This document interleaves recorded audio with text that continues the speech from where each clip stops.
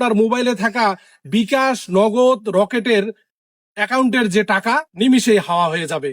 এই সচেতনতার জন্য ভিডিওটি আপনি শেয়ার করে আপনার বন্ধু বান্ধবকেও জানানোর চেষ্টা করেন যে এই ওটিপি কখনোই শেয়ার করা যাবে না। হঠাৎ আপনার মোবাইল ফোনে একটি কল এসেছে, ওপার থেকে একজন সুরেলা কণ্ঠী এক ভদ্র মহিলা আপনাকে কল দিয়ে হাউমাউ করে কান্না করতেছে।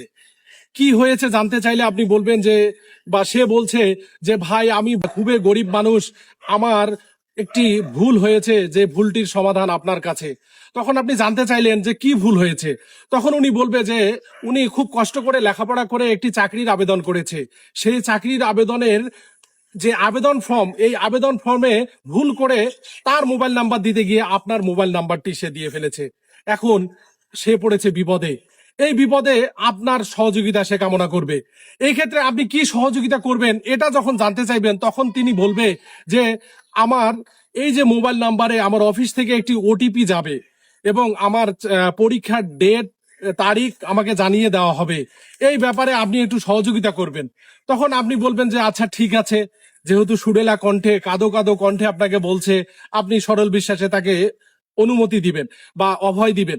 এই অভয় দিলেন এবং অনুমতি দেওয়ার সঙ্গে সঙ্গে আপনাকে আরেকটি মোবাইল নাম্বার থেকে কল করে অফিসের লোক পরিচয় দিয়ে বলবে যে আপনার এই নাম্বারে একটি ওটিপি গিয়েছে, দয়া করে ওটিপিটি আমাদেরকে জানান। আপনি ওটিপি শেয়ার করেছেন। এই যে ওটিপি শেয়ার করার সঙ্গে সঙ্গে যে ঘটনাটা ঘটবে, আপনি অবাক হয়ে যাবেন। দেখবেন আপনার মোবাইলে থাকা বিকাশ, নগদ, রকেটের অ্যাকাউন্টের যে টাকা নিমিষেই হাওয়া হয়ে যাবে। পরে আপনি বুঝতে পারবেন যে ঘটনা কি ঘটেছে। অতএব মহিলাদের কণ্ঠে বা সুরেলা কণ্ঠে কেউ কল করলে আপনি সাবধান, কখনোই এই ব্যাপারে আপনি কোনো প্রকার ওটিপি কাউকে শেয়ার করবেন না। এই সচেতনতা আপনার যেমন প্রয়োজন, তেমনি আপনার বন্ধু বান্ধবেরও প্রয়োজন।